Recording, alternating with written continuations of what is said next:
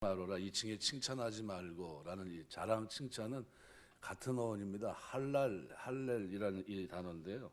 똑같은 겁니다. 그래서 자랑하다, 할랄이라는 이 단어를 통해서 어떻게 신앙생활 해야 되느냐 하는 거죠. 그래서 자화자찬하지 말고, 그죠? 늘 자신을 드러내려고 하지 말고 겸손히 양과 염소의 이 비유를 가만히 보면요, 다 감춥니다. 내가 언제 그 일을 했습니까? 내가 언제 그렇게 했습니까? 그런데 염소는 어때요? 내가 했지 않았습니까? 이렇게 얘기합니다.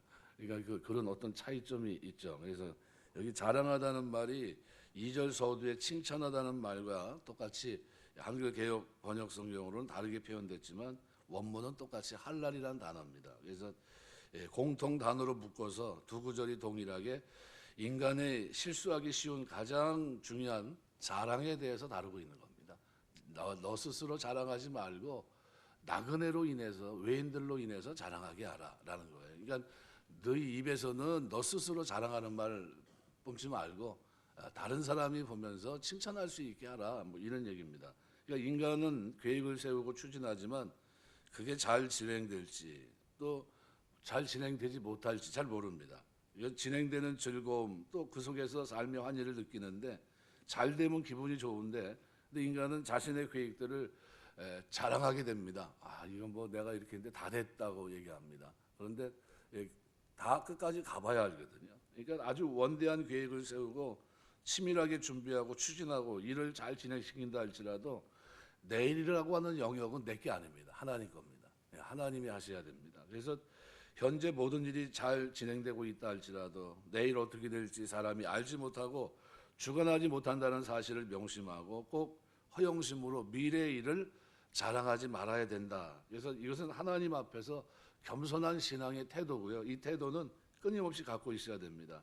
사람이 온갖 계획을 세울지라도 하나님 허락 없이는 아무것도 이룰 수 없다는 이런 전제를 가지고 살아가야 됩니다. 그래서 오늘 본문에는 이유접수 하반절은 이유입니다.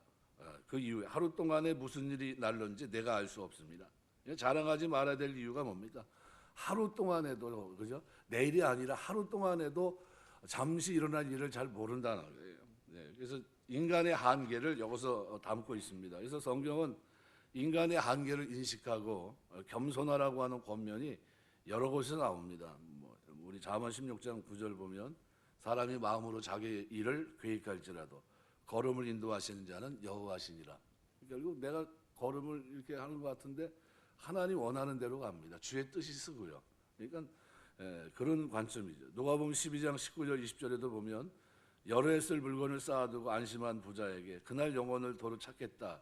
이 하나님의 이 명령이 떨어지면 그 계획을 허탄한 것으로 돌릴 수밖에 없습니다. 이거 뭐 다 끝난 거예요. 그러니까 하나님의 계획, 프로그램이 중요하다는 거죠. 야고보서 4장 16절 인간의 앞날에 대한 자랑은 악하고 허탄한 자랑이다라고 정죄합니다. 왜? 우리가 알지 못하니까. 그러니까 애굽 지혜서인 아멘 에모페라는 것이 있는데 거기서도 이런 얘기를 합니다. 내일은 신의 영역이지 사람의 영역이 아니다. 사람은 내일이 어떨지 알지 못한다. 이렇게 얘기합니다. 이교 문화권 속에 있는 사람들조차도 인간의 시간적 한계성을 인식하고 있었던 겁니다. 따라서 성도는 자기 계획, 의도보다도 하나님의 뜻을 먼저 깨닫고 앞세우고 하나님의 뜻을 성취하기 위해서 노력하는 삶을 살아야 됩니다. 그러면 비전은 어떻게 해야 될까요? 비전은 우리가 내일 일을 자랑하지 말아라.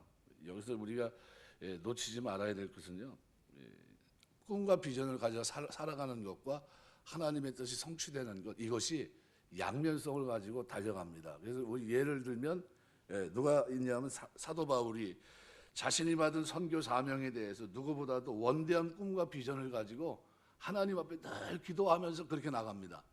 그런데 내일 일에 대해서는 뭐를 앞세우냐 하면 하나님의 뜻을 앞세워요. 그래서 사도행전 18장에 보시면은 21절에 이렇게 말합니다. 작별에 이르되 만일 하나님의 뜻이면 너희에게 돌아오리라 하고 배를 타고 예비소를 떠납니다. 하나님의 뜻이면 내가 돌아오. 그러니까 내가 내 마음대로 내 계획대로 한 게 아니라 하나님의 뜻 가운데 있는 자기의 인생의 걸음을 얘기합니다. 굉장히 중요한 대목이고요. 또 고린도서에도 보면 4장 19절에 주께서 허락하시면 내가 너에게 속히 나아가서 교만한 자들의 말을 아니라 오직 그 능력을 알아보겠다. 이렇게 표현하고 있거든요. 그러니까 인간의 모든 영역은 우리는 거기까지고요. 미래는 누구예요? 하나님 손에 있습니다. 하나님의 뜻. 그러니까 뭐예요? 기도하면서 비전을 가지고 살아야 됩니다. 그러면 비전은 가지지 말아야 될까요? 그렇지 않습니다. 그래서 사도행전에도 보면 19장 21절에 보시면은 이렇게 얘기합니다. 이 일이 있은 후에 바울이 마게도냐와 아가야를 거쳐 예루살렘에 가기로 작정하여 이르되 내가 거기 갔다가 후에 로마로 보아야 하리라. 뭡니까? 프로그램이에요. 자기가 지금 비전을 가지고 막 실행하고 있어요. 근데 자기 뜻대로 됩니까? 아니에요. 자기는 일로 가려고 했는데 하나님 이쪽으로 보내고 막 그럽니다. 매 맞을 계획이 없었어요. 그래서 귀신 여정을 고칠 생각도 없었고요. 그런 계획이 없었습니다. 근데 하나님이 그쪽으로 인도해서 매 맞게 하시고 밤새 어떻게 해요? 찬송하게 하시고 거기 교회가 빌립보 교회가 탄생하게 합니다. 하나님 뜻 가운데 있습니다. 그게 자신은 다른 쪽으로 프로그램이 자기가 가졌던 비전은 어디까지입니까? 스페인까지예요. 로마가 아니라 하나님 혹시 나에게 살게 하시면 내가 지구 땅 그때 당시에 땅 끝인 내가 스페인에도 갈 거다. 뭐 이런 프로그램을 자기가 갖고 있었어요. 근데 그 프로그램은 어디까지입니까? 하나님이 계획한 뜻 가운데 프로그램은 로마까지였어요. 로마에서 결국은 순교를 하거든요. 그러니까 그런 장면을 우리가 염두에 둘 때 여기 내일에 대해서 우리가 비전을 갖지 말고 살아야 되느냐라는 질문에 대해서는요. 그건 말도 안 되는 거고요.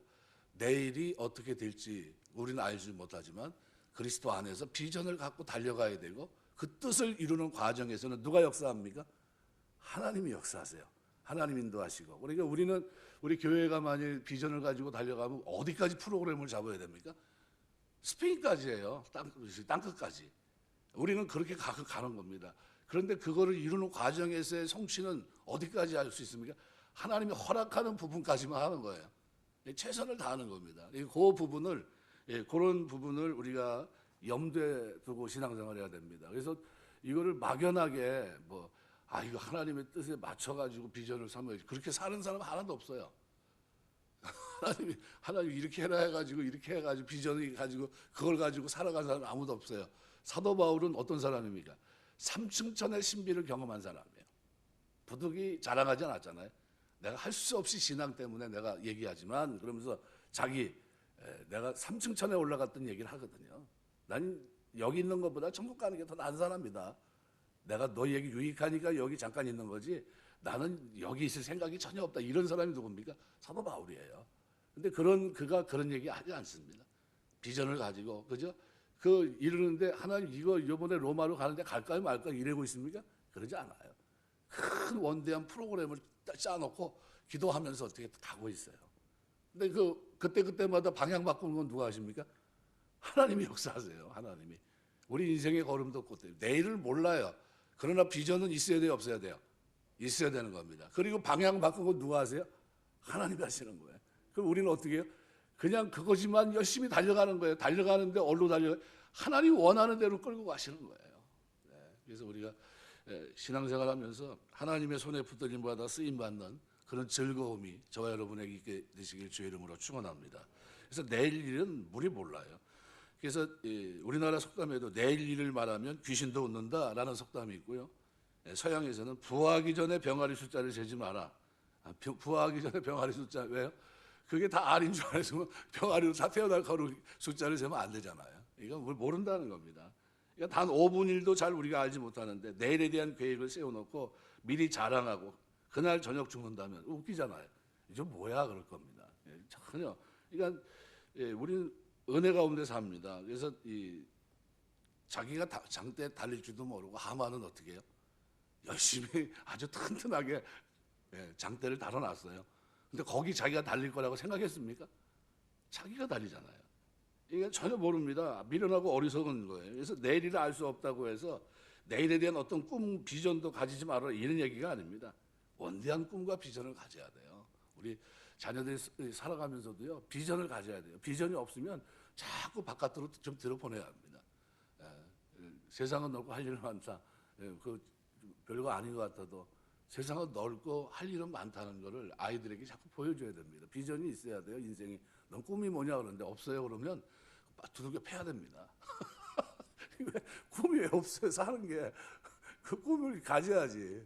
예, 꿈을 갖고 꿈을 이루기 위해서 몸부림치고 막 달려가고 성취하고 이런 게 있어야 되지 않습니까? 그러면서 그 속에서 하나님 은혜를 경험하고 예, 그게 굉장히 중요합니다. 예, 그래서 이 살아가면서 우리가 진짜 시편 39편 5절 말씀대로 주께서 나의 날을 선 넓이만큼 되게 하시며 나의 일생이 주의 앞에 없는 것 같사오니 사람마다 그 든든히 선 때도 진실로 허사뿐입니다. 잠깐 동안의 인생이거든요. 그럼에도 우리는 주 안에서 아름다운 비전을 가지고 살아야 됩니다. 예, 저는 전에 그런 생각을 했는데 어떤 분이 그런 얘기하더라고요. 자기는 전 세계 유명하다고 하는 곳을 다 다닐 수 있는 100곳을 딱 찍어놓고 자기 평생에 이것을 갈 수 있게 해달라고 기도했다고 그래요. 그리고 틈만 나면 시간이 좀 여유가 되면 여행을 했다고 합니다. 반면에 또 어떤 분이 있냐면 나는 태어나서 지금까지 이 바운드리 수원이면 수원이라는 이 지역을 한 번도 벗어난 적이 없이 살아간 사람이 있어요. 어떤 삶이 더 즐거운 삶입니까? 하나님 보실 때 저는 전자라고 봅니다. 하나님이 창조한 세계를 보면서 주님을 찬양할 수 있도록 도와달라고 원대한 꿈을 가지세요. 사람들이 세상 사람들 보면서 저걸 보면서 하나님 찬양하지 못하지만 나는 어떻게 해요? 가는 곳마다 하나님 찬양하면서 하나님 창조한 세계를 보면서 내가 그 속에서 기뻐할 수 있도록 해달라고 기도하시면서요. 여러분 원하기는 뭐 진짜 유명하다 하는 것은 한번 꼭 다녀오시길 주의 이름으로 축원합니다. 아멘 소리 작은 거 보니까 틀렸어요. 저는 부추기지 마세요. 그러시는 것 같아요. 다녀오세요. 왜냐하면 하나님이 그걸 보기를 원하시죠. 그냥 우리가 어디 한 군데 이렇게 움푹이고 있는 걸 원하지 않으세요. 비전이라는 건 뭡니까? 그 자리에 앉아 있는 게 아니거든요. 아주 펼쳐지는 겁니다. 그러니까 여러분이 살아가면서 하나님을 바르게 알면 넓은 세상이 있어요. 넓은 세상. 그걸 자꾸 들여다보셔야 돼요. 그러면서 이 좁은 데 울타리 속에서 있지만 그러나 내 마음은 항상 어때요? 열려 있는 겁니다. 그러니까 비전을 가지고 우리가 기도하면서 이게 내 뜻이면 그죠? 이루어집니까? 아니잖아요. 내가 뜻을 가지고 있어도 이루어주시는 건 누가 허락은? 하나님이 허락하셔야 돼요. 그러니까 내가 그 100군데를 가고 싶어도 다 갈 수 있을까요? 못 갈 수 있겠죠. 그러나 최선을 다해서 그런 그 환경 속에서 내가 이건 하나님이 나에게 준 최고의 선물이었다. 내 인생 속에 내가 다른 이루지만 이건 이루지 못했지만 하나님 여기까지 나에게 주신 선물이다. 이렇게 생각하면서요. 찬양하는 겁니다. 찬양하는 거. 저는 백두산 한번 갔다 왔잖아요. 딱 한 번. 근데 딱 한 번 갔는데 이 뭐냐면은 천지가 그냥 쫙 열려서요. 딱 한 번에 원래 그런 말이 있어요. 백두산은 100번 가야 한 번 제대로 본다 그러더라고요. 그만큼 그 천지가 날이 갠날을 보기가 쉽지 않대요. 근데 그때 이제 인솔자가 전데요. 누가 그러더라 가이드가 인솔자가 누구냐 그랬더니 나라고 그랬더니 뭐냐면은 당신이 친선이래요.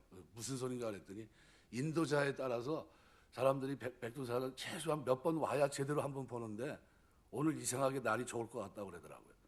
근데 올라갔더니 진짜 이상하게 날이 좋았어요. 그래가지고 같이 가신 목사님이 뭐냐면 내가 지금 4번째 오는데 이번엔 제발 사진 찍어야 되는데 그분이 사진 찍었어요. 그러니까 우리가 여러 차례 갈 필요도 없고요. 한 번 딱 가더라도 하나님이 은혜 주셔서 누릴 수 있으면 되는 겁니다. 우리 신앙생활 하시면서 꿈을 가지고 사시길 주의 이름으로 축원합니다. 그래서 좀 우리나라도 구석구석 좀 돌아다니고 그러세요. 그러면서 하나님 뭐 하라고 다닌다고요? 목적은 하나님 창조한 세계 찬양하고 보면서 그래서 즐거워하고 누리면서 신앙생활하는 겁니다. 두 번째로는요. 그래서 칭찬의 양면성이 있습니다. 여기 타인이나 외인 모두 다른 사람을 가리킵니다. 자화자찬하지 말라는 겁니다. 너를 칭찬하게 하고 찬송하고 칭찬한다는 할랄이라는 단어가 관계되어 있다고 그랬습니다. 그러니까 여기 1절에 자랑하다, 2절에 칭찬하다 의미로 쓰였는데 여기 타인이란 자르란 말은 낯선 사람, 어떤 사람, 사심없이 객관적으로 어떤 사람을 평가할 수 있는 사람이 뭡니까? 이 자르, 타인입니다. 타인. 그들로 이해관계가 전혀 없는 타인입니다. 객관적으로 보면서 그 사람이 어떻게 칭찬할 수 있게 하라. 그러니까 타인이 너를 칭찬하게 하고 내 입으로 하지 말아라. 그럼 무슨 얘기입니까? 전혀 낯선 사람이 나를 칭찬하는 게 쉬워요, 어려워요? 어렵죠. 거의 어렵다고 보시면 됩니다. 그러면 이거는 선한 일을 하지 않는 이는 절대로 어떻게 칭찬이란 말이 나올 수가 없는 겁니다. 그러니까 나 스스로 그죠? 자화자찬하지 말고 어떻게 전혀 모르는 사람이 자랑하고 칭찬할 때까지 입 밖에 내지도 말라는 거예요. 그러니까 자기를 자꾸 드러내지 말고 섬기다 뭐 이런 의미로도 볼 수 있습니다. 타인으로 너를 칭찬하게 하라는 본문의 경구는 누군가로부터 칭찬받을 수 있는 삶이 돼야 된다는 전제가 깔려 있는 겁니다. 그러니까 우리가 선한 일에 열심히 있는 친백성으로 살면서 외인으로부터 칭찬받는, 그래서 우리 고넬료라고 하는 사람이 이제 성령을 받게 되는 결정적인 이유가 뭡니까? 칭찬받는 사람이었습니다. 그가, 그죠? 누구에게요? 이방인인데도 불구하고 유대인들에게도 인정받고 칭찬받는 사람이었습니다. 가난한 사람들을 도와주고 구제하고 하는 그런 면에 있어서 어떻게 해요? 벌써 칭찬받는 사람이에요. 그러니까 그가 성령 받는데 문제가 없었고요. 그런 데 있어서 아무런 문제가 없습니다. 그러니까 그런 관점으로, 그래서 외인으로 너를 칭찬하게 하고 내 입술을 마셔, 반복하고 있거든요. 그러니까 동의 대꾸법을 통해서 상반절에 동일한 내용을 표현만 약간 달리해서 얘기합니다. 그러니까 칭찬과 명예는 주어지는 것이지 취하는 것이 아니라는 것을 강조하는 겁니다. 그래서 외인으로 너를 칭찬하게 하고, 노크리라는 말은 외국인을 말합니다. 외국인. 그러니까 타인, 나그네나 외국인으로 너를 칭찬하게 하라. 그러면 웬만큼 어떻게 살아야 이렇게 그들이 칭찬할까요? 요즘으로 말하면 이런 얘기입니다. 지금 얼마 전에 저기 외국에서 많이 왔잖아요. 그죠? 그 뭐 그냥 나라가 망하는 바람에 우리나라에서 뭐 도와줬던 그 사람들 이렇게 비행기로 해가지고 지금 들어와 있지 않습니까? 그들이 여러분을 칭찬하려면 어떻게 해야 됩니까? 알지도 못하는데 어떻게 칭찬합니까? 그들이 칭찬하게 하라. 그럼 어떻게 해야 됩니까? 보니까요, 그때 보니까 그 지역에 사는 그리스도인들이 뭐 했습니까? 환영합니다. 플래카드 놓고요. 그 다음에 어떻게 해요? 생핀불을 갖다 놓고서 그들을 환대하더라고요. 그럼 칭찬 받을 만할까요? 못할까요? 칭찬 받을 만한 일입니다. 그들의 입으로, 그냥 전혀 모르는 그들의 입으로 칭찬하게 하는 것, 그걸 얘기하는 겁니다. 그러니까 내 스스로 전혀 알지 못하는 사람이 칭찬하게 한다는 것은 그건 어떤 삶이 전제가 됐다는 거예요. 삶이. 그러니까 우리 그리스도인들이 살아가면서 어떻게 살아야 되느냐 하는 것을 분명히 보여주고 있는 겁니다. 그래서 여기 칭찬하다라고 하는 의미의 동사가 하반절에는 쓰이지 않았습니다. 그러니까 상반절에 사용된 동사가 하반절에서는 생략된 것으로 암묵적으로 인정하는 겁니다. 성경에서는 자기가 자기를 칭찬하는 칭찬이 아니라, 그래서 두 가지 칭찬이 있습니다. 하나님이 칭찬하는 거예요. 하나님이 하시는 칭찬, 이게 진정한 칭찬입니다. 왜요? 사람의 칭찬은 그저 왜곡됩니다. 그런데 하나님의 칭찬은 어떻게 해요? 그 속까지, 원인, 동기까지 보시기 때문에 완벽합니다. 우리가 받아야 될 칭찬은 어떤 칭찬입니까? 마음의 중심, 그죠? 양심의 선한 양심까지 꿰뚫어 보시는 그 동기까지 보시는 하나님의 칭찬이에요. 우리가 받을 칭찬은 바로 그겁니다. 그래서 우리가 하나님 앞에 섰을 때 칭찬받는 여러분 되시길 주의 이름으로 축원합니다. 그때 가장 좋은 말이 착하고 충성된 종아예요. 이거보다 좋은 말이 없습니다. 착하고 충성된 종아. 이 말을 들을 수 있다면 우리 인생은 진짜 믿음의 길을 걸어가면서 해피엔딩입니다. 하나님 참 감사합니다. 내가 이렇게 부족한데 하나님 앞에 이런 칭찬을 받는 사람이 되게 하시니 감사합니다. 그죠? 전에는 죄악의 열매를 맺었던 사람이 이제는 의의 열매를 맺고 공의의 삶을 살면서 그 이름에 걸맞는, 성도라는 이름에 걸맞는 삶을 살고 하나님으로부터 인정받는 그 순간이에요. 그에게 뭐가 면류관이 주어지고 하나님부터 칭찬이 주어지고, 그만 주옵니까? 영원히 같이 누릴 수 있는 다스리는 땅까지 주어지는 이런 축복이 마지막에 있는 겁니다. 오늘은 자랑, 칭찬이라고 하는 관점을 여러분이 기억하시면서 우리는 살아가면서 말씀 맺겠습니다. 어떻게 해요? 비전을 가져야 돼요. 그리고 살아가셔야 됩니다. 그리고 성취는 누가 합니까? 하나님이 허락하심 속에서 이루어져요.